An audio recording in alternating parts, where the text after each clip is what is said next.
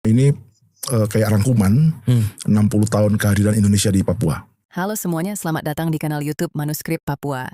Ini sebuah pertanyaan sederhana yang membuka kritik tentang standar ganda yang sering tidak pernah dijelaskan. Bayangkan kamu hidup tenang di tanah leluhurmu. Hutan jadi dapur, sungai jadi kehidupan. Lalu pelan-pelan semuanya berubah. Tapi siapa yang sebenarnya memulai perubahan ini? Ini bukan cerita sehari dua hari. Ini cerita yang dimulai puluhan tahun lalu. Sejak momen yang disebut penentuan pendapat rakyat, sebuah keputusan besar yang sampai hari ini masih diperdebatkan. Kalau keputusan ini benar-benar final, kenapa perdebatan belum pernah selesai? Katanya ini tentang pembangunan. Katanya ini tentang kemajuan. Tapi mari kita lihat dampaknya.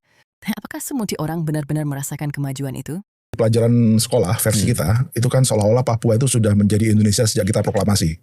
Kalau kita kan Hindia Belanda, ya kan? Bisa mereka Nederland Indi. Itu kayak sebenarnya dua negara yang berbeda. Kehadiran tentara di sana adalah bagian dari 60 tahun kehadiran militer Indonesia di Papua. Dan ini khas memang sejak 10 tahun terakhir rezim Jokowi, sambung Prabowo, ini proyek-proyek besar selalu nggak diawasi. Kalau misalnya KPK, Kejaksaan Agung, itu tidak melihat potensi korupsinya, tidak diawasi gitu ya. Kami menunjukkan bahwa jangan mudah kekecoh dengan narasi ini lumbung pangan.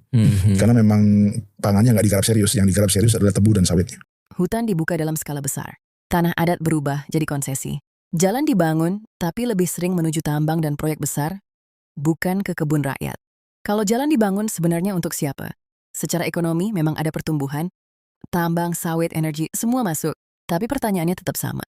Siapa yang benar-benar menikmati? Apakah kekayaan itu kembali ke rakyat atau hanya lewat saja? Di sisi lain ada cerita yang jarang terdengar, tentang pengungsian, kampung yang kosong, dan masyarakat yang kehilangan ruang hidupnya. Kalau pembangunan dianggap berhasil, kenapa masih ada yang harus pergi? Dan di politik ini muncul sesuatu yang sering kita dengar tapi jarang kita pahami. Teriakan. Kenapa suara ini tidak pernah benar-benar hilang? Izin kami belum selesai. Kami belum sepakat. Kami ingin menentukan nasib sendiri. Sebagian orang menyebutnya separatis. Sebagian lagi menyebutnya suara yang tidak didengar. Jadi ini ancaman atau justru pesan yang belum dipahami? Faktanya, selama puluhan tahun memang ada kelompok masyarakat Papua yang menyuarakan keinginan untuk merdeka. Apa yang membuat suara ini terus bertahan selama itu? Karena bagi sebagian orang, pembangunan terasa seperti datang dari luar, bukan tumbuh dari dalam. Bisakah pembangunan disebut berhasil jika rakyat merasa asing di tanahnya sendiri? Karena bagi sebagian lainnya, kehadiran negara terasa lebih kuat di keamanan daripada di kesejahteraan. Apakah rasa aman bisa menggantikan rasa memiliki? Disinilah ironi itu muncul. Di satu sisi Indonesia mengatakan ini bagian dari kita. Di sisi lain masih ada yang merasa kami belum jadi bagian. Kalau satu bilang kita, kenapa yang lain masih merasa mereka? Ini bukan sekadar soal politik. Ini soal identitas, keadilan, dan siapa yang didengar atau tidak. Kalau suara terus diabaikan, apakah masalahnya akan hilang? Jadi setelah semua yang terjadi sejak puluhan tahun lalu, pertanyaannya bukan lagi apa yang sudah dibangun. Tapi siapa yang benar-benar merasakan hasilnya? Jawabannya sudah jelas, atau masih kita cari? Dan yang paling penting, kalau suara itu terus ada, apakah kita mau mendengar atau kita akan terus menganggapnya sekadar gangguan? Kalau terus diabaikan, apa yang akan terjadi selanjutnya? Manuskrip Papua. Betul-betul membuat saya terkejut. Banyak hal yang saya belum tahu dan ternyata mengagetkan gitu ya, melebihi dari apa yang saya kira gitu.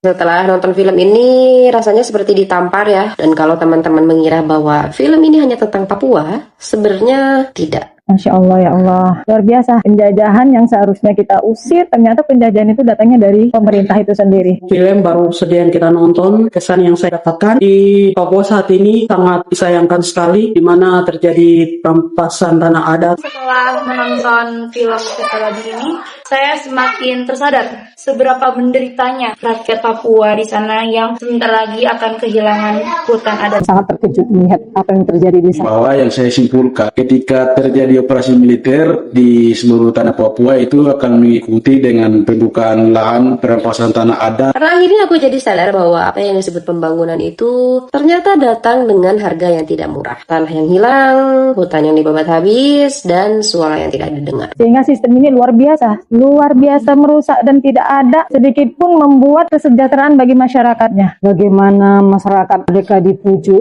kemudian setelah itu mereka dikhianati bangsa sendiri. Bagaimana mereka bertahan hidup, namun keadaan mereka itu tidak dapat dilindungi oleh pemerintah. Dan kalau teman-teman mengira bahwa film ini hanya tentang Papua, sebenarnya tidak. Film ini berbicara tentang pola di mana yang berkuasa dilindungi untuk mengambil lebih daripada porsi yang seharusnya dan yang lemah akan terus disingkirkan. Saya semakin tersadar akan pentingnya kita untuk mengawal kasus ini. Papua bukan tanah kosong. Iya, tadi mau dikasih judul pesta onta tapi nggak ada onta di sana. Adanya babi maksudnya. Tapi di sana ada rusa loh. Oh iya, ada rusa. Ada rusa, ya. Ada kanguru juga. Ini kayak rangkuman 60 tahun kehadiran Indonesia di Papua. Iya. Jadi biasanya kalau kita melihat Papua itu kalau nggak aspek keamanan atau militer gitu ya, terus aspek otonomi daerah atau masyarakat adat atau ada isu lingkungan, ada isu agraria. Biasanya kita lihat Papua kan begitu-gitu, per island gitu ya. Nah di film ini kami coba hubungkan semuanya dan ini semua sangat terkait gitu, antara bagaimana proyek-proyek negara seperti yang sekarang sedang terjadi di selatan lewat proyek strategis nasional, pembukaan 2,5 juta hektar. Untuk bioenergi dan untuk what so called cetak sawah.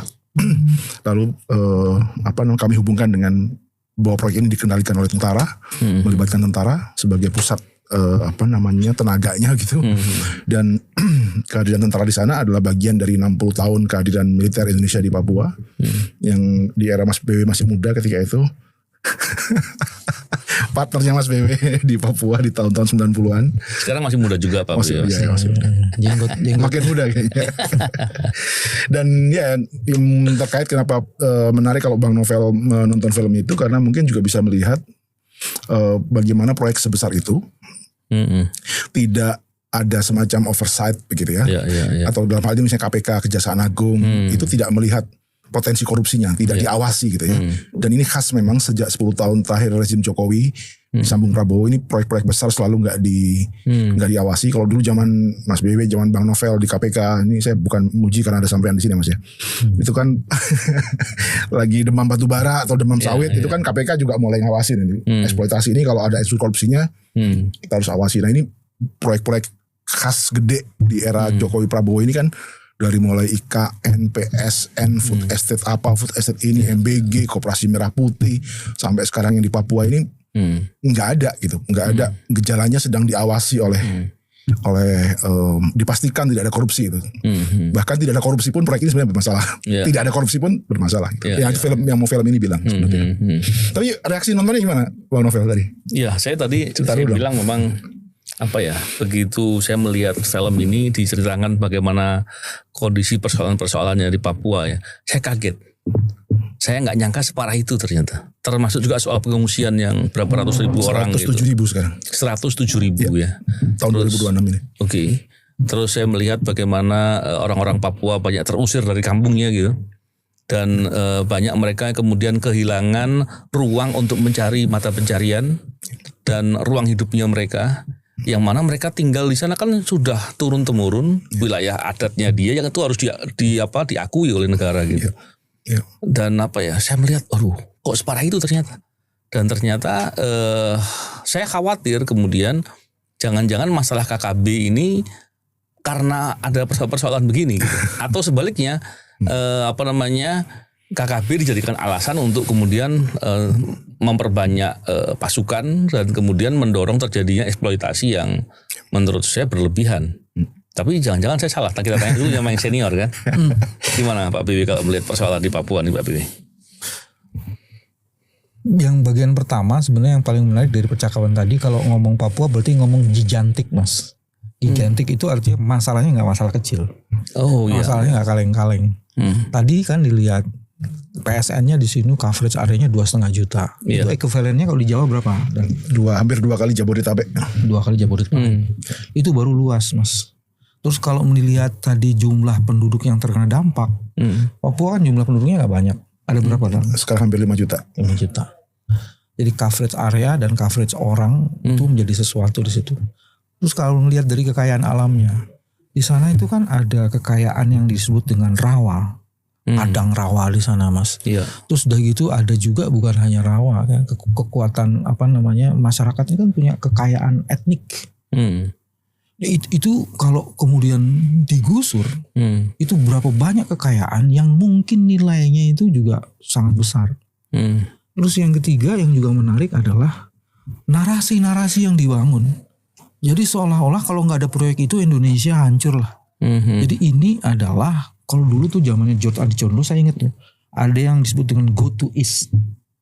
Go to East tuh maksudnya habisin East. Jadi karena di Sumatera udah habis mas kayunya, di Kalimantan udah habis. S1 di Sumatera, S2 di Kalimantan, S3-nya dan profesornya ambilnya di Papua. Dan kalau ngelihat MAPI dan Bovendigul itu kan di Papua Selatan mas. Nah itu baru 2 kabupaten di Papua Selatan. Jadi sebenarnya ini kita lagi ngomong dampak yang luar biasa dari sebuah pembangunan. Jadi tadi Leni bilang soal oversight. Kalau saya dari awal, emang udah ada kajian yang lengkap? Enggak. Nah kalau kajiannya tidak ada, terus proyek ini masuk. Padahal dulu ada proyek-proyek di zamannya Soeharto kan yang namanya apa itu untuk ini energi.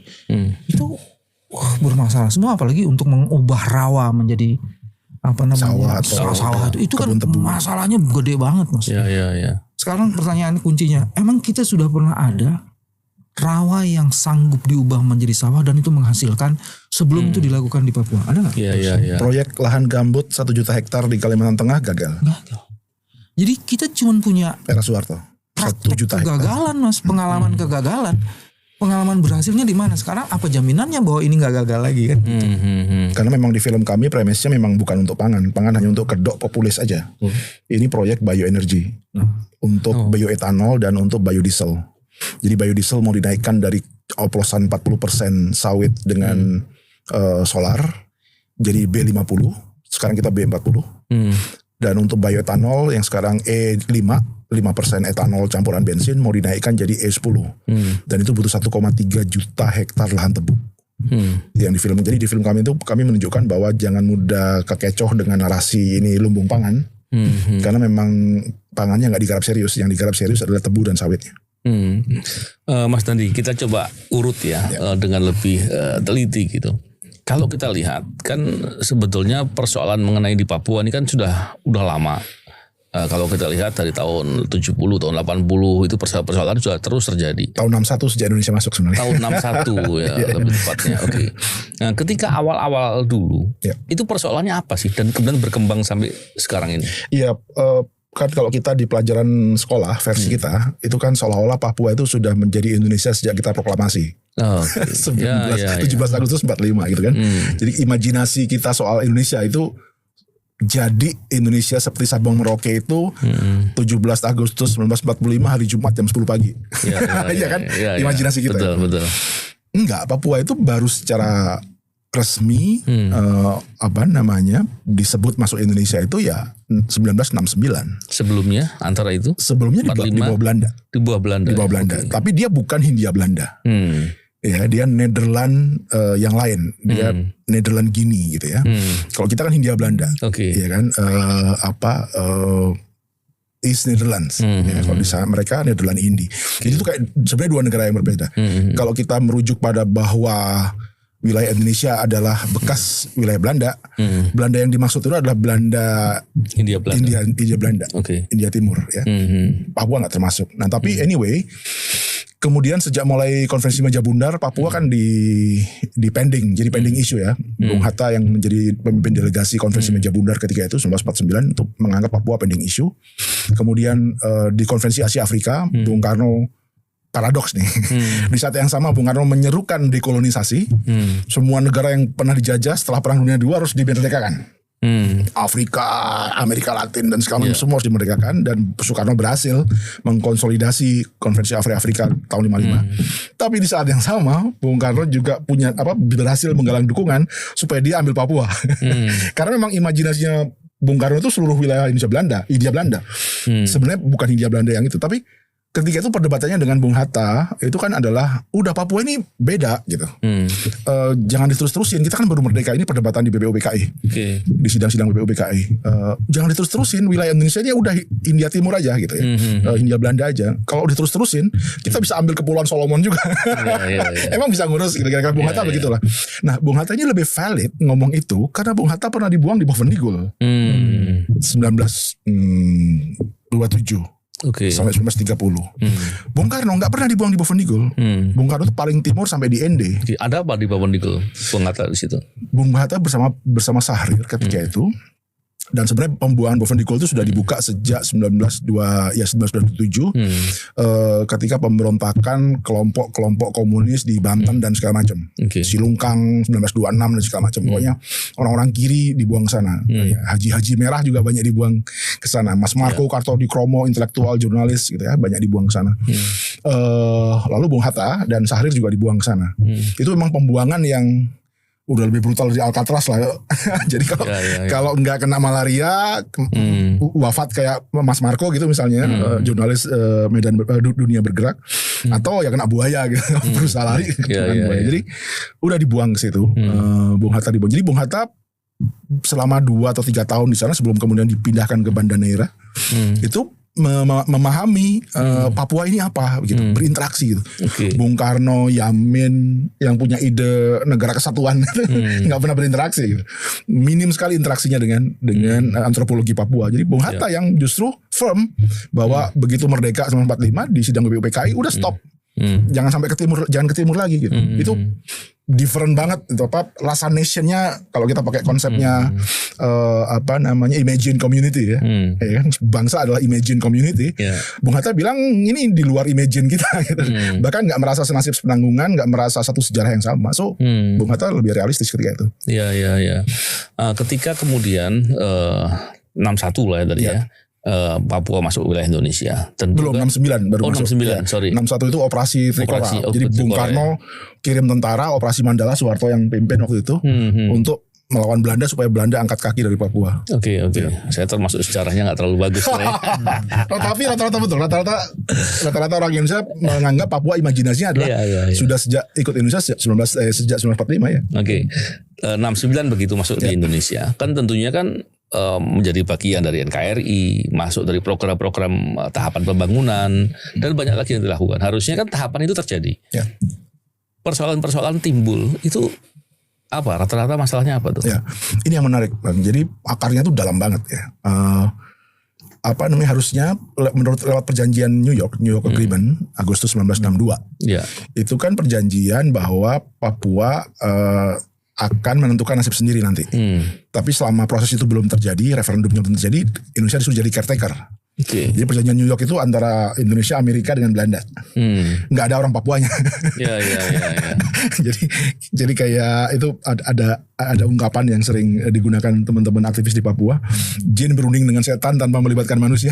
Kayak BOP di Palestina. Persis, kayak BOP kayak BOP di Palestina. Jadi nggak ada Palestinanya gitu. Sama. Jadi, begitu referendumnya 69 yang tadinya harusnya one person one vote seperti demokrasi langsung, itu cuma lewat perwakilan, cuma 1025 perwakilan, yang itu pun sudah diintimidasi, diambil acak, anak baru selesai main bola kelihatan agak gede, dianggap sudah 18 tahun dia, padahal dia masih anak-anak gitu. Disuruh dimasuk ke badan perwakilan itu untuk vote menuju Indonesia. Nah itu ada operasi militer bersamaan gitu. Tapi yang menarik adalah gini, tadi Bang Novel tanya soal apa fundamental masalahnya. 2 tahun sebelum referendum, sebelum PPRA, penentuan pendapat rakyat, tahun 67 itu Freeport sudah diserahkan oleh Indonesia ke Amerika. Jadi jadi undang-undang penanaman modal asing pertama nomor 1 tahun 67 ya Mas ya. Itu undang-undang paling kolonial. Bahkan orang Papuanya aja belum ditanya mau gabung Indonesia apa enggak. Papuanya udah dijual sama rezim Soeharto ketika itu ke Freeport ke Amerika. Karena memang itu bagian dari New York Agreement sebenarnya. Bagian, jadi Amerika akan dukung Indonesia untuk ngamanin Papua. Kan bagi Amerika satu yang penting Indonesia nggak di bawah pengaruh Soviet. Konteks perang dingin Mas Bebe. Yang kedua dapat Freeport gitu. Jadi Indonesia didukung oleh Amerika untuk menguasai Papua. Iya. Saya tadinya mengira 67 itu Freeport masuk ke sana. Papua sudah di Indonesia. Papua sudah di Indonesia. Belum 2 tahun. Jadi ilegal. Jadi Indonesia itu menjual tanah orang kira-kira. Iya. Ngontrakin rumah orang gitu ya. Dan memang kan gini, kalau bicara terkait dengan Papua di tahun-tahun 80-90 mungkin ya. Kita mesti nanya sama salah satu kepala LBH-nya, ketua LBH-nya. Direktur LBH Papua. Direktur LBH Papua. Gimana Pak Bebe? Dulu masih LBH Jayapura, Bos. LBH Jayapura. Oke. Gimana Pak Bebe? Jadi kalau kita melihat bagaimana permasalahan Papua era-era tahun itu. Bagian pertama pada periode itu Papua masih dalam operasi militer. Namanya Irian Jaya masih ya. Namanya masih Irian Jaya. Ya, jadi masih ada operasi militer. Nah, kalau ada operasi militer itu artinya problem utamanya adalah hak asasi manusia kan. Nah, kenapa LBH hadir? Karena itu. Jadi daerah operasi militer masih banyak pelanggaran HAM, kemudian LBH dihadirkan. Itu bagian yang pertama. Bagian yang kedua, ada akumulasi berbagai masalah yang muncul pada saat itu. Yang pertama soal political rights kan, pasti ada tindakan-tindakan macam-macam untuk penganiayaan macam-macam kayak gitu. Tapi yang kedua sebenarnya sudah mulai muncul masalah-masalah yang berkaitan dengan pertanahan. Itu kan pada saat itu muncul kan pertanahan itu di segitiga konfliknya itu. Pembangunan yang membutuhkan tanah yang luas itu sudah mulai terjadi. Tapi tidak seluas pada periode ini kan, sampai 2,5 juta hektar kayak gitu. Terus yang kedua bukan hanya tanah. Papua tuh kan kayak mineral mas. Nah mineral juga mulai jadi masalah. Jadi antara korporasi, pemerintah dan masyarakat adat itu muncul di situ. Nah ini yang utapan. Tapi pada saat itu sebenarnya muncul juga ini yang menarik itu. Di sana kan majority Kristen. Nah di situ kemudian gereja itu kan ada teman-teman dari Katolik, ada dari Protestan. Itu kan gerejanya memang mendapatkan dukungan luar biasa dari bagian gereja lain di dunia. Jadi kemudian soal-soal yang itu digeser tuh mas, kenapa LBH hadir? Ada isu pelanggaran hak sipil dan politik macam-macam. Mereka itu kemudian masuk di isu yang lebih soft. Pendidikan harus ditangani, sosial harus ditangani, kesehatan harus ditangani. Makanya konsentrasinya lebih kepada si orangnya. Tapi perebutan aset sumber daya itu bukan menjadi bagian dari concern gereja, karena gereja juga situasinya lagi kayak gitu ya, lagi ada operasi militer. Maka lebih aman bekerja hanya untuk kepentingan masyarakatnya. Jadi tidak pada sumber daya yang justru menghidupkan rakyat itu kan sumber daya itu. Jadi persoalan-persoalannya di situ. Dan di mana-mana pada saat itu muncul pemerintahan itu kan baru dibentuk semua mas.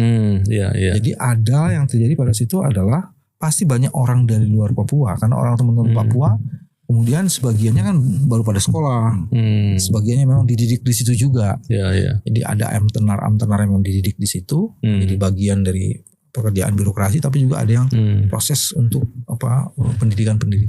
Jadi terjadi hal-hal yang kayak gitu.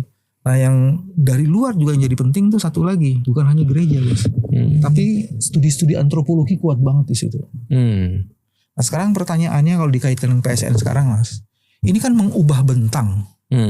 Padahal di situ ada orang dan seluruh elemen yang dimiliki orang itu, salah satunya adalah kebudayaan. Ya. Terus yang dulu di studi itu dipakai nggak sebagai dasar untuk membuat kebijakan itu? Ketika orang itu dicabut, ini kan bukan hanya dipinggirkan mas, ini dicabut dari akarnya.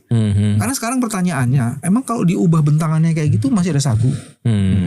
Kalau nggak ada sagu dan kehidupan ritual yang berkaitan dengan alam, itu kan orang itu kalau dulu kita masih 90-an kan ada marginalisasi. Ini orang dicabut ya dari akalnya. Kalau marginalisasi kan cuma dipinggirin kan. Pesta babi itu adalah pesta tercerabutnya orang dari akar kehidupannya. Jadi marahnya karena itulah Pak ya. Saya menafsirkannya gitu. Saya belum lihat detail, cuma saya dengar dari percakapan ini. Jangan-jangan itu kan. Orang yang dicabut dari akar kehidupannya, akar kemanusiaan. Menarik sekali ya. Gini Mas Dandi, menyambung dari yang disampaikan oleh Pak Abdi tadi. Kebanyakan alasan dari pembukaan lahan dan hal-hal lain itu adalah pembangunan. Alasannya tentu dibilang bahwa memang untuk memajukan mesti begitu gitu. Hutan nggak mungkin terus-terusan hutan, mungkin ada kalanya mesti dibikin untuk perkebunan, mungkin dibikin dan seterusnya. Ada beberapa hal. Yang pertama yang poin itunya dulu, Mas tadi tanggapannya gimana? Yang kedua, biar nanti nyambung barangkali. Dengan langkah-langkah tadi yang dilakukan oleh pemerintah hari ini atau pemerintah kemarin lah ya, dan diteruskan sampai sekarang gitu, pemerintah dapat apa sih? apakah betul kemudian hal-hal yang dilakukan itu untuk kepentingan negara dan masyarakat setempat juga diberikan hak-haknya gitu untuk kesejahteraan masyarakat setempat dan seterusnya. Karena saya khawatir, semoga enggak ya. Ternyata kepentingan segelintir orang dan keuntungannya dinikmati oleh segelintir orang. Saya khawatirnya, tapi semoga enggak. Saya lagi menanti jawabannya Mas Andi. Mau saya akan jawab yang kedua supaya langsung terjawab gitu ya. Di proyek PSN bioenergi di Papua ini 2,5 juta hektar ini ada bagian yang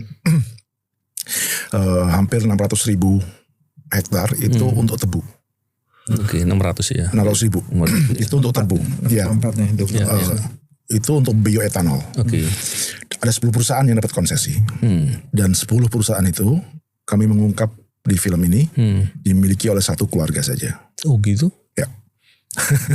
Itu pertanyaan kedua yang saya jawab langsung. Nanti detailnya bisa menonton. Lihat di film. Iya. Biar penasaran sih.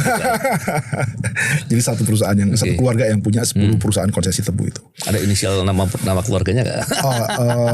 Inisialnya Martias Fangiono, keluarga Fangiono. Ya. Iya.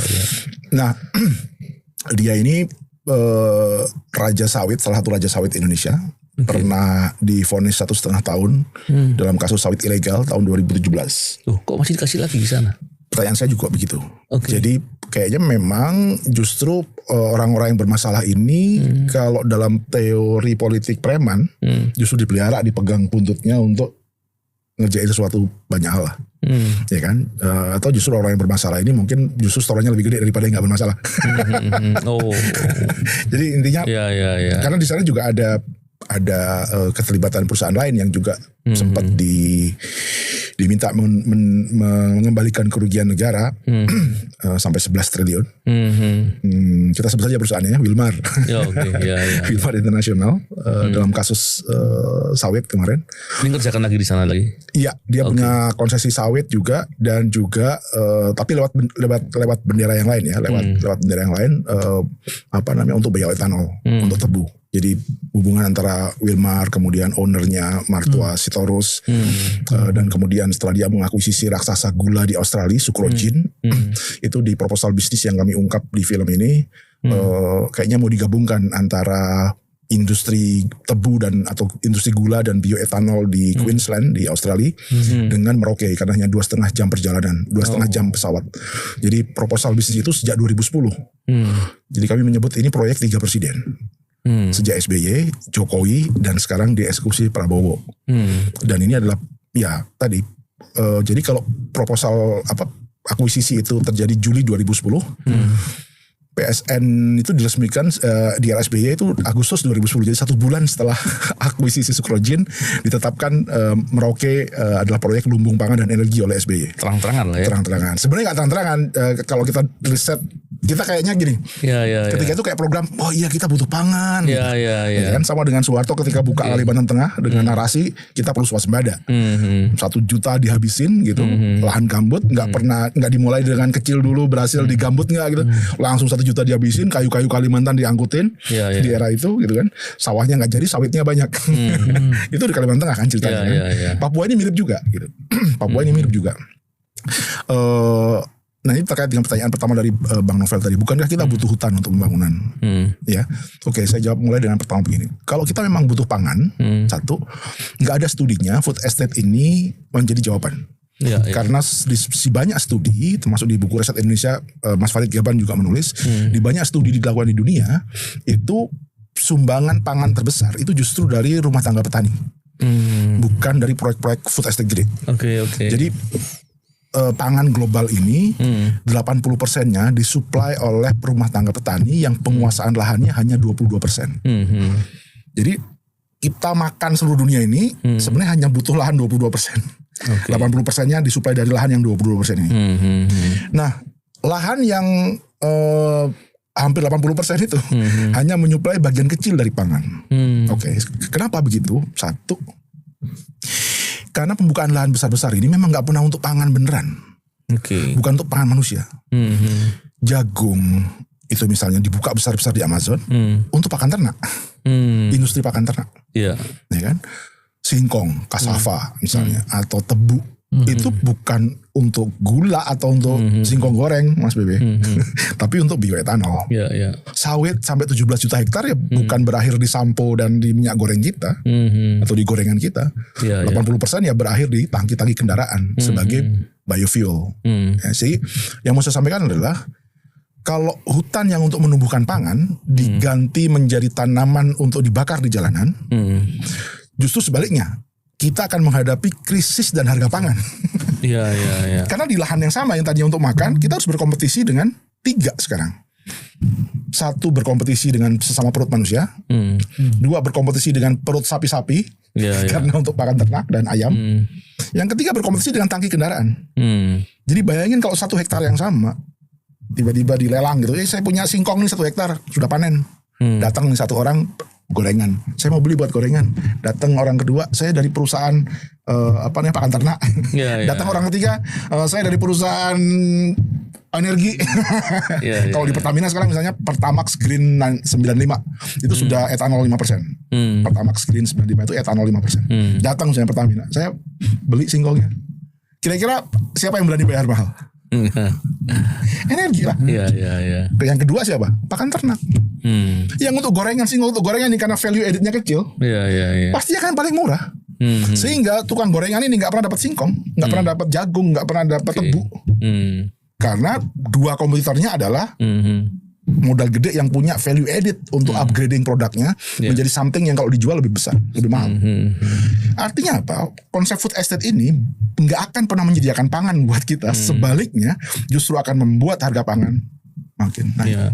Justru malah dengan proyek-proyek ini kapitalis banget lah. Kepentingannya masyarakat justru malah dikalahkan mestinya ya. Betul. Tapi ya tadi narasi propagandanya dibungkus populis. Ini swasembada pangan, ketahanan pangan. Gula disebut pangan. Padahal berapa persen sih yang untuk pangan? Kita udah diabetes semua, negara dengan penderita diabetes keempat terbesar dunia. Kita nggak akan makan gula banyak-banyak. Orang makin sejahtera, konsumsi gulanya akan makin rendah. Terus lanjut lagi Mas tadi sedikit nih, Pak Bebe.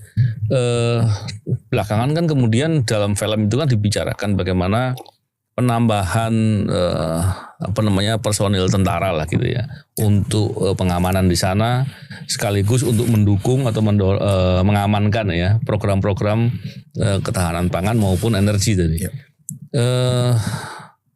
Yang disampaikan kan memang akhirnya tadi kalau Pak Bebe bilang bukan lagi menyingkirkan masyarakat setempat, malah mencabut ya. Seberapa parah efeknya itu kalau dilihat? Ya kan ada 2 jenis deployment pasukan ya, yang nanti mungkin Mas Bebe bisa cerita juga. Yang pertama memang untuk mengelimasi atau pasukan tempur ya, tapi itu jumlahnya sedikit. Porsi terbesar adalah apa yang disebut dengan nanti adalah batalion teritorial pembangunan. Dan di film itu juga kami sebutkan datanya. Dan pasukan-pasukan ini yang memang ada di sektor-sektor atau lokasi-lokasi yang sedang terjadi proyek-proyek investasi dan segala macam. Itu dominan. Yang disebut hotspot kalau di Papua itu kan ya Pegunungan Tengah gitu ya, atau di barat juga ada beberapa lokasi gitu ya. Tapi misalnya kayak selatan. Selatan ini daerah yang paling ramah bagi NKRI. Pendaratan RPKAD, penerjunan RPKAD Beni Murdani itu di Tanah Miring di selatan. Karena dianggap paling ramah. Ya bukan berarti disambut seperti pahlawan dengan kalungan bunga, enggak.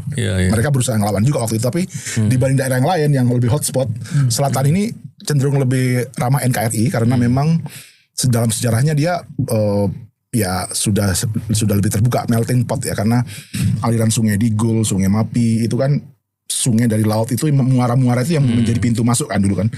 Makanya sampai Bung Hatta, Syahrir ditahan di Boven Digul itu karena ada akses menuju ke dalam. Jadi lebih terbuka daerahnya karena banyak muara sungai. Intinya itu. Nah, karena sudah lama jadi melting pot, pertemuan kultural dengan kawasan-kawasan kepulauan di sekitarnya, ya mereka lebih terbuka dengan pendatang, kira-kira itu di selatan ini.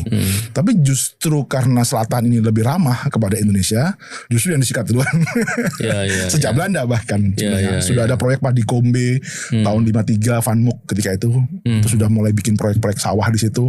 Sama imajinasi Van Mook juga menjadikan Papua sebagai lumbung pangan karena orang-orang Indo Belanda yang dulu di Eropa nggak diterima, tapi di Indonesia juga nggak diterima, gitu kan, karena dianggap peranakan antara Belanda dengan pribumi gitu. Itu oleh Van Mook, dia punya imajinasi mau jadiin Papua itu seperti Afrika Selatan. Jadi ada ditaruh di sana aja gitu, orang-orang Indo ini ditaruh di sana aja. Lalu karena sudah makan beras juga, mereka Vanmuk punya imajinasi kita cetak sawah, makanya sudah ada proyek padi kombi tahun 50-an itu. Nah itu di selatan juga. Jadi selatan ini memang pintu gerbang masuk banyak proyek. Kalau mau ditambah di selatan ini juga karena dia yang paling dekat dengan Jawa, Mas. Oh iya. Kalau di Jayapura kan dia mesti muterin itu. Kalau di Sorong di atas. Ini yang paling banyak. Makanya kemudian kenapa orang-orang Indonesia yang hebat-hebat itu dulu dibuang ke sini? Karena aksesnya jauh lebih mudah.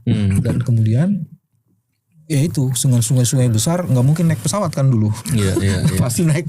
Begitu waktu di daerah-daerah Maluku, Kepulauan itu juga pasti memang tempatnya mudah diakses. Iya. Pak Bibi, kalau kita lihat permasalahan di Papua lah, kan kita tadi Mas Dandi jelaskan dari beberapa aspek lah, terus terkait dengan eksploitasinya dan segala macam. Kalau kita lihat eksploitasi sumber daya alam di Papua sudah sedemikian banyak, udah sedemikian lama prosesnya, masyarakatnya juga sepertinya gitu-gitu aja, nggak terlalu dapat nilai tambah yang cukup lah gitu, yang memadai. Terus belum lagi kalau kita lihat praktek korupsi juga banyak di sana. Ini bisa jadi ini. Mas Bebe itu nangkap berapa bupati di Papua? Bovendigul termasuk zaman Mas Bebe. Bovendigul waktu itu termasuk ya. Iya. Dan kalau kita lihat banyak sekali persoalan-persoalannya di sana. Dan gimana Pak Bebe? Saya khawatir kemudian ada seperti pembiaran gitu ya, yang sebetulnya pada dasarnya state capture juga terjadinya, sehingga state capture corruption. Jadi kalau kita melihat bagaimana pembiaran itu ujung-ujungnya malah membiarkan untuk eksploitasi sumber daya alam yang lebih besar dan lebih lancar barangkali. Pak Bibi punya pandangan apa soal itu? Saya mau lanjutin yang Dandi sudah sebut. Semua argumen yang tadi dibangun oleh Dandi itu ujungnya adalah problem ekologis, Mas. Semua yang tadi perdebatan itu kan mau pakai macam-macam itu kan akhirnya kan membuka bentang alam. Membuka bentang alam itu kan bisa mempengaruhi seluruh ekologi yang ada di dunia itu kan. Nah itu yang tidak dihitung juga sebagai salah satu masalah. Dan kalau ekologi itu diturunin lagi secara antropologis itu juga jadi masalah, Mas. Karena sekarang memori ekologi yang ada di situ hilang. Terus sebagian besar hak-hak masyarakat adat itu hilang juga kan. Jadi saya bilang kenapa itu cerabut itu kayak gitu, Mas. Hilang. Seluruh kebudayaan lokal dengan diintervensinya melalui pembangunan proyek besar ini itu hilang. Jadi kita sebenarnya ngomong soal punahnya peradaban yang ada di Papua. Itu ya bagian yang pernah jadi melengkapi yang Mas Dandi bilang pertarungan sebenarnya di satu sisi pertarungan di antara itu, jadi di sisi yang lain masyarakat nggak dapat apa-apa. Jadi ini proses pemusnahan peradaban macam-macam kayak gitu. Nah kalau kemudian masyarakat tidak siap karena mereka hidup dalam masyarakat peramu itu orang yang hidup dengan alam tergantung. Itu kan sebenarnya juga genocide, Mas. Ini kalau mau dinaikin level terjadi proses itu kan. Slow motion genocide. Kayak gitu. Disengaja maupun tidak. Misalnya bisa dicek dari sini. Coba lihat cek berapa jumlah pertumbuhan masyarakat ada di sana. Masyarakat itu terbiasa dengan mencari obat kalau sakit dengan alamnya. Sekarang obatnya itu nggak ada. Dimasukinlah ini modern. Tapi compatibility ketahanan ini dengan itu adakah? Jangan-jangan proses itu terjadi ya.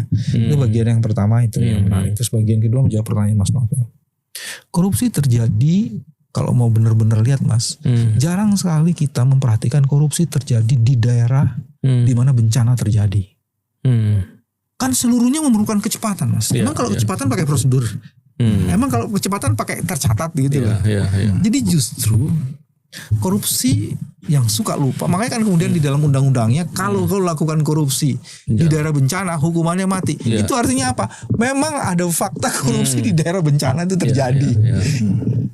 Nah terus yang kedua, Mas, korupsi itu terjadi karena by design kebijakan negara harus diarahkan ke sana. Maka seluruh plot anggaran itu ditaruhnya di sana, Mas. Dan tidak boleh ada yang disebut dengan korupsi. Jadi ada legalisasi kejahatan untuk pembukaan proyek-proyek besar itu. Jadi itu selalu terjadi kalau tadi darurat. Kalau ini kalau ada kebijakan besar yang harus dilamatkan, pasti situ kebijakannya bermasalah, termasuk seluruh perizinan tadi dan sudah menjelaskan tuh bagaimana corporate cepat segera. Itu kan kebijakan itu memang by design sudah disiapkan dan di situ ada uang gede yang lagi bekerja. Nah itu yang dan uang gede itu kita tidak sebut korupsi karena ada legalisasi kejahatan itu di situ. Misalnya untuk ya ini menarik, misalnya untuk kan sebagai kontraktor untuk membuka untuk land clearing, untuk membuka hutan 2 juta hektar ini, itu kan yang ngerjain John Lynn Group, ya, Haji Isam, ya. Yang 2000 eskavator ya, menjadikannya sebagai pesanan eskavator terbesar di dunia saat ini, 2000 unit, 4 triliun nilainya. Itu ya selama ngerjain film ini aspek tendernya kayak susah banget kita cari aksesnya gitu. Ya sekarang posisinya sudah ada tagihan ke pemerintah gitu kan, sebagian sudah dibayar oleh pemerintah. Oh itu pakai uang negara? Iya dong. Kontraktor pemerintah kan. Saya pikir itu swasta murni ngerjakan. Enggak. Ada reimburse-nya Bang. Di reimburse ke negara gitu. Kayak minyak gitu loh Mas, kan minyak mau bikin pengurangan minyak, setelah ini biaya-biayanya diklaim. Betul. Iya. Seperti ini. Iya, jadi misalnya kenapa John Lynn? Ketika memutuskan John Lynn, siapa lagi kompetitornya? Yang dianggap layak membuka gitu kan? John Lynn kan kemarin ada beberapa kasusnya tuh. Ya, betul. Di antaranya terkait masalah pajak segala macam ya. Oke, menarik. Jadi ya ini menarik untuk dilihat bagaimana tadi yang Mas Bayu sampaikan dalam situasi kedaruratan kayak bencana dan dalam situasi yang disebut prioritas, MBG, Koperasi Desa Merah Putih, PSN itu justru wrongdoing practice berpotensi di ignore gitu atau atau menutup sebelah mata lah kira-kira gitu kan, itu yang sebenarnya yang kita khawatirkan ya. Dan sialnya di periode ketika banyak proyek-proyek gede ini, anggaran yang ratusan triliun, mega proyek ini, justru KPK-nya sedang lagi nggak kuat-kuatnya. Kejaksaannya lagi aneh-anehnya, ya kan? Memang banyak kasus korupsi, tapi kita ngelihat banyak kasus yang juga aneh kan, gitu kan? Jadi kan, mulai kemarin minyak dan segala macam gitu, di Tom Lembong gitu. Memang banyak heboh-heboh, tapi kayak bahkan Amsal Sitopu juga. Nah, gitu. Jadi memang aktif kejaksaan seolah dia KPK nggak aktif, tapi kejaksaan aktif, tapi aktifnya juga aneh gitu. Jadi, jadi justru di tengah situasi yang negara sedang spending gede-gedean, penegakan korupsinya nggak kelihatan serius gitu. Penegakan korupsinya serius. Penegakan hukum ya. Penegakan korupsinya serius. Iya. Dan memang gini ya, kalau kita melihat ini persoalan ini kira-kira solusinya apa ini? Kalau kita lihat satu sisi KKB ada masih terus jalan dan terus dijadikan kalau saya bilang alasan kadang bisa jadi diperlukan betulan ya untuk pengamanan, tapi saya nggak paham terlalu dalam soal Papua ya. Belum lagi masalah-masalah sosialnya, bagaimana proyek-proyeknya, dampak-dampak lingkungannya, persoalan kepada masyarakatnya. Terus gimana nih Pak Biwi melihat persoalannya begitu rumit nih? Hari ini persoalan itu nggak bisa diselesaikan dari kacamata Indonesia dalam konteks nasional saja, karena ada sedang bergerak yang disebut dengan geopolitik ekonomi internasional yang sedang bekerja juga Mas. Jadi harus diletakkan ke situ tuh. Nah untuk itu salah satunya adalah kan masalah begini besar kita nggak pernah punya peta. Ini siapa yang mungkin permainan seperti jadi bisa kelihatan. Cuman apa dampaknya dalam 3, 5, 10 tahun ke depan sampai memetakan itu. Jadi audit soal beginian itu jadi penting Mas untuk mengetahui posisi kita tuh. Iya menarik tuh audit ya. Karena dan posisi ini bukan yang mengetahui posisi kita terhadap proyek ini, siapa yang harus bertanggung jawab terhadap ini juga jadi penting. Kan pasti harus ngelihat itu Mas. Jadi peta problemnya seperti apa, menimbulkan dampak kayak apa supaya nanti bisa muncul bagaimana cari jalan keluar. Terus siapa yang harus bertanggung jawab di sini? Sebab kalau peta itu nggak ada, terus kita kehilangan kompas untuk memulai apa yang mesti dikerjain. Bagian yang penting adalah di situ. Atau jangan-jangan pemerintah nggak paham nih soal masalah ini? Sebenarnya enggak Mas, sudah LIPI itu sudah pernah menulis penelitian yang serius tentang peta jalan dulu. Makanya justru ini jadi peta jalan Papua. Jadi Muridan ya. Iya betul. Jadi sudah clear bahwa masalah Papua itu masalah yang setidaknya ada beberapa level ya. Level pertama adalah sejarah politik yang belum selesai. Itu nggak mungkin nggak diselesaikan. Nggak bisa kita cuma bilang sudah di NKRI. Kalau sudah di NKRI nggak akan ada orang angkat senjata gitu. Itu artinya belum selesai. Sudah di NKRI itu ya Jogja, Solo itu sudah di NKRI. Nggak ada orang angkat senjata gitu. Tapi selama ada orang senjata berarti belum selesai dengan NKRI kan. Sesimpel itu gitu ya. Satu yang pertama itu. Yang kedua di atas sejarah politik yang bermasalah ini ada opresi. Ada pelanggaran HAM baru gitu, ada operasi militer, ada ekses macam-macam gitu ya. Jadi ini aja udah menimbulkan luka generasi baru. Ya kan? Jadi masalah yang ini belum selesai, generasi barunya sudah kena operasi militer. Gitu ya. Di atas operasi militer ini ada peminggiran ekonomi. Ya kan? Maksudnya orang yang tadinya gua nggak suka politik, aku nggak punya keluarga yang mati ditembak tentara, nggak punya, tapi saya jualan kok nggak bisa di sini. Toko-toko mahal harganya gitu, kok saya malah jualan di emperan toko gitu. Saya punya kampung, saya yang jualan di emperan toko gitu. Itu sudah menimbulkan ketiga. Nah sekarang ini yang kami sebut unprecedented. Kehancuran ekologi, penggusuran agraria, dan peminggiran kebudayaan atau masyarakat adat yang belum pernah levelnya segede ini. Selama 60 tahun ini level yang paling gede di PSN ini. Nah jadi tuh level yang berikutnya itu makin membuat 3 masalah jabul dulu selesaiin. Lu tambah lagi dengan akselerasinya lebih kencang ya. Tambah skala yang seperti ini gitu. Kalau kemudian disebut, tapi Papua kan udah dikasih otonomi khusus, misalnya 20 tahun ini sudah otonomi khusus. Ya buktinya otonomi khusus yang menyelesaikan masalah, berarti kita perlu inovasi yang lain gitu. Jadi satu cara bentuk ya coba cara lain gitu, dan harus setiap solusi harus berani ngakuin akar masalahnya. Kalau solusinya menutup mata pada akar masalahnya, nggak pernah straight to the problem solusinya kan. Dia meliuk-liuk aja seolah-olah solusi gitu. Sama dengan orang Papua ngerasa terjajah gitu misalnya. Maka di film ini kami sebut subjudulnya kan kolonialisme di zaman kita. Karena ini persis seperti yang terjadi ketika dulu tebu dan gula juga menjadi pintu masuk kolonialisme di Jawa. Ya kan? Tanam paksa itu mirip-mirip. Nah sehingga waktu itu orang Jawa merasa dijajah, dikasih politik etis, dibangunin Stovia, dibangunin ITB, dibangunin bendungan, dibangunin jalan, dibangunin kereta. Kita juga tetap merasa dijajah gitu.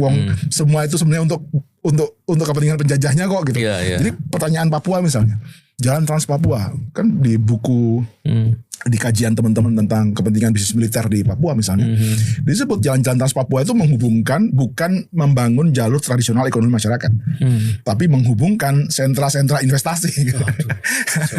Ya kan? Jadi kayak misalnya jalan 135 kilo yang dibangun di selatan ini, itu bukan jalur tradisional ekonomi masyarakat, itu menghubungkan antara kawasan yang disebut nanti kawasan sawah dengan sawit dan tebu di sebelah timur gitu. Jadi jalannya lurus gitu. Dan ya rata-rata masyarakat Papua apakah nanti bisa menikmati jalan itu? Ya tentu bisa gitu. Tapi yang paling berporsi terbesar menikmati ya bukan orang lokal gitu.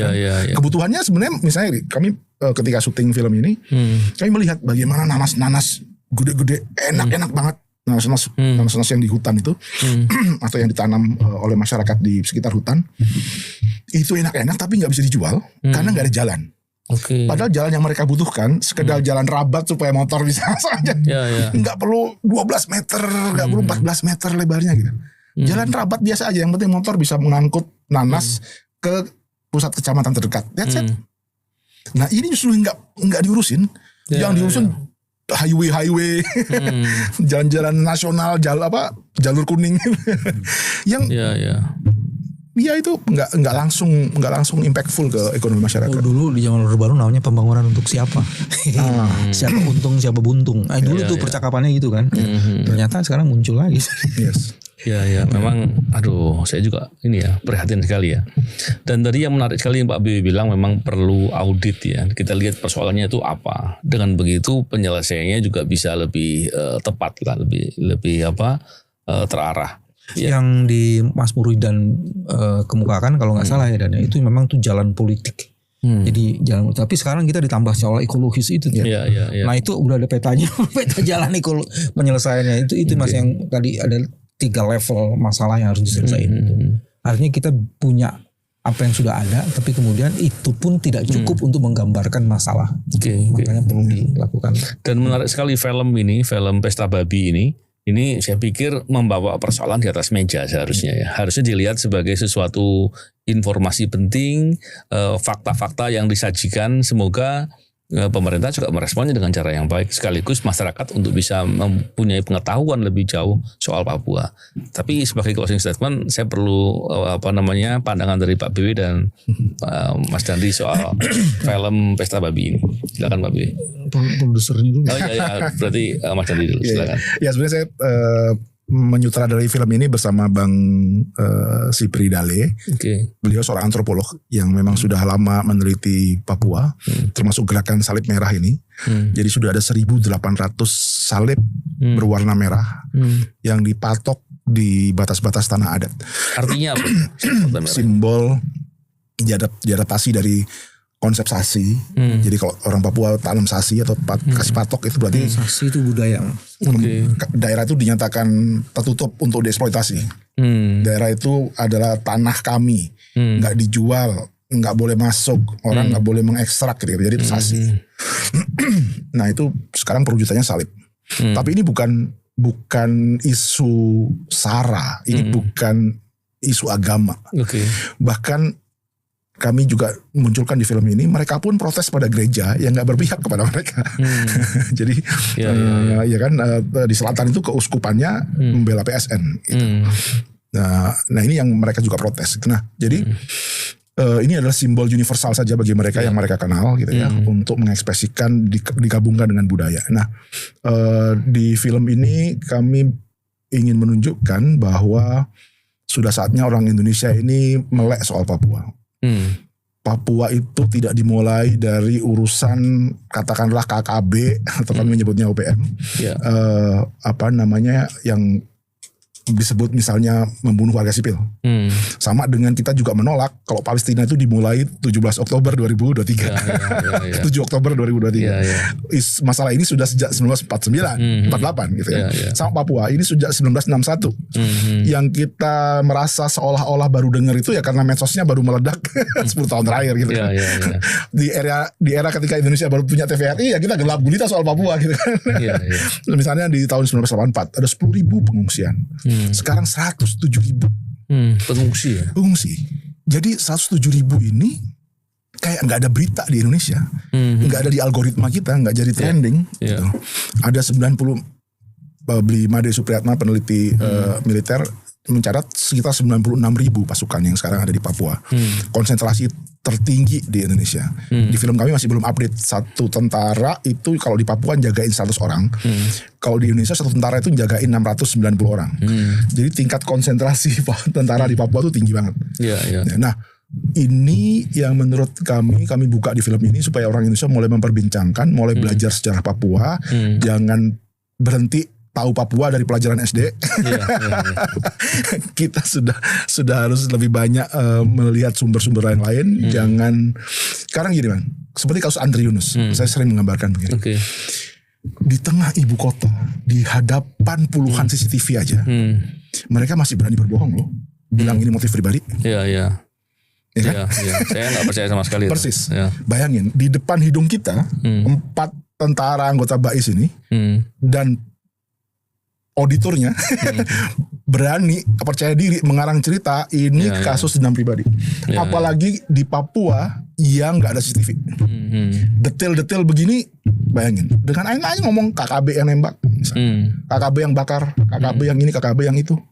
Jadi saya untuk mendapatkan gambaran sederhana soal Papua buat rata-rata orang Indonesia nih, pakai itu aja.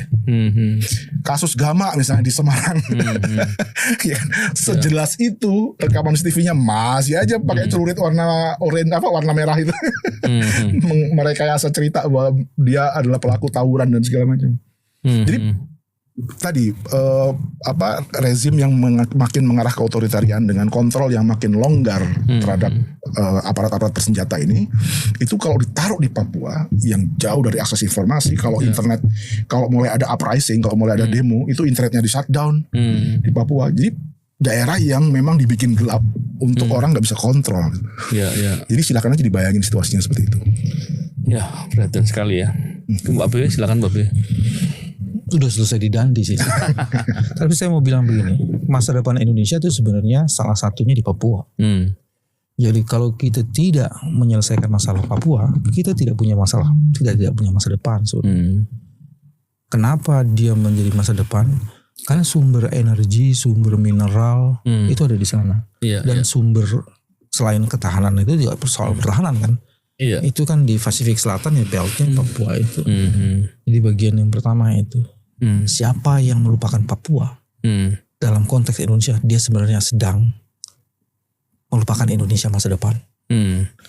Itu yang pertama. Yang kedua yang juga sangat menarik sekali, diversifikasi yang ada di Papua, keragaman yang ada di Papua itu menunjukkan Indonesia banget sebenarnya. Jadi melindungi Papua sebenarnya kita sedang melindungi Indonesia. Karena Indonesia kan di tengah disebut dengan keragamannya itu. Indonesia adalah archipelago state. Jadi kalau Papuanya nggak ada bos, archipelagonya hilang. Karena terus jadi kan ada Maluku, Papua di sini, ada ini di sini, Jawa di sini, terus Sumatera. Jadi archipelago. Nama Indonesia itu bisa hilang kalau Papua itu tidak diurus itu. Nah yang paling menarik sekali adalah hari ini sebenarnya isu Papua di tingkat internasional tuh lagi naik loh mas. Ya, dan ini harus diperhatikan benar. Kalau tidak, maka kemudian kita membuka sebenarnya secara sengaja membuka peluang isu-isu ini jadi naik ke atas. Dan itu memang ya karena kita tidak mampu mengelola dan menangani masalah Papua. Ya, menarik sekali bincang-bincang ini Pak BW dan Mas Dandi. Kita membahas mengenai Papua, terus membicarakan terkait dengan film Pesta Babi, dan mari saya mengajak para pemirsa untuk menonton ya, walaupun filmnya belum belum di launching ya, masih trailer barangkali. Ya, sudah di launching tapi baru nobar terbatas. Nobar terbatas. Silakan bisa mengorganisir nobar, nanti kami bisa kirim linknya. Oke, ya menarik tuh nanti. Ada situ yang juga menarik mas. Di situ juga akan dijelaskan siapa itu para babi itu. Iya, saya pikir film itu sangat bagus. Film dokumenter menceritakan soal fakta dan semua dengan apa adanya. Dan semoga ini menyajikan persoalan-persoalan dan semoga persoalan-persoalan itu diselesaikan. Jangan sampai kemudian terus terjadi bahkan tambah parah dan menjadi masalah kemanusiaan bahkan merusak peradaban. Saya pikir itu masalah yang sangat serius. Terima kasih Mas Dandi dan Pak BW. Semoga bincang-bincang ini bermanfaat.